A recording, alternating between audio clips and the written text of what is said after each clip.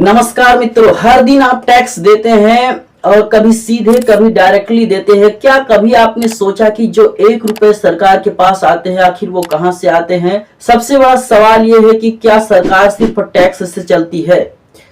आज हम पूरा इकोनॉमिक्स समझेंगे कि सरकार के खजाने में कैसे पैसा आता है और कितना हमारे खर्च से पैसा सरकार के पास जाता है। सिंपल 1 रुपए के जरिए समझेंगे। हर साल सरकार एक फाइनेंशियल प्लान बनाती है जिसका नाम होता है यूनियन बजट इंडिया, जिसमें लिखा होता है कि सरकार कितना कमाएगी, कितना रेवेन्यू जनरेट करेगी और कितना उसमें खर्च करेगी। लेकिन आज सिर्फ रेवेन्यू पर फोकस करेंगे कि सरकार कितना कमाती है। टैक्स सरकार के लिए सबसे बड़ा स्रोत है। सरकार के पास सबसे बड़ी कमाई आती है टैक्स से। 1 रुपए अगर हम खर्च करते हैं तो सरकार के पास 59 पैसे उसमें से जाते हैं।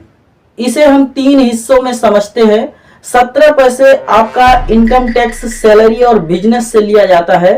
और कारपोरेट टैक्स, कारपोरेट टैक्स ऐसा होता है जैसे हम कपड़े खरीदते हैं और मोबाइल खरीदते हैं तो वो कंपनी से लेते हैं। इसका 21 पैसा होता है रेट, मतलब कि इसमें जीएसटी शामिल होता है। मतलब कमाओ या खर्च करो, मतलब कि आप कमाई करो या खर्च करो, टैक्स कहीं ना कहीं शामिल ही होता है।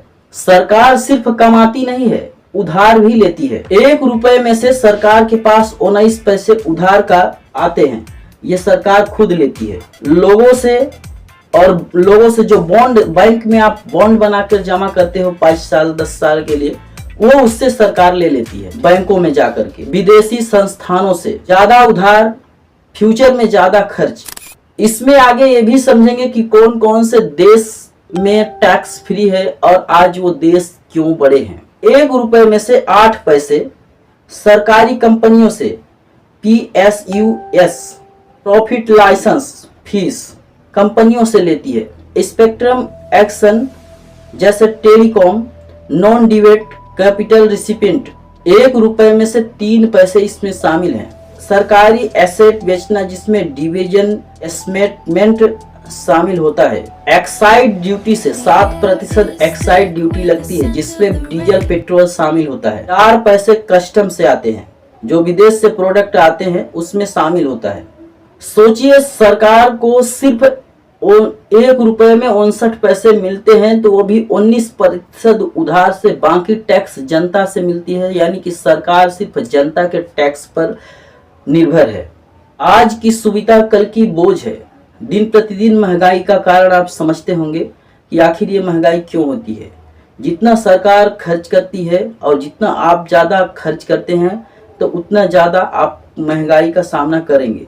तो अगली बार जब आप 100 रुपए खर्च करें तो ये आप समझ जाइए कि सीधा 100 रुपए में से हमारा 59 रुपए सरकार के खाते में जा रहा है। और यही पैसा हमारे लिए सरकार सैनिक को स्कूल में और सरकारी संस्थानों में देती है और देश के विकास में इसी पैसे का उपयोग किया जाता है।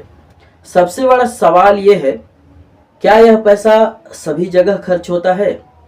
जानकारी की बात है। अगर देश को समझना है तो पैसे को समझना बहुत जरूरी है। जैसा कि मैंने आपको लास्ट में बताया था कि कौन कौन से देश में इनकम टैक्स फ्री है और वो कैसे वहाँ के पैसे, मतलब वो सरकार कैसे उस देश को चलाती हैं, ये भी मैं बता देता हूँ।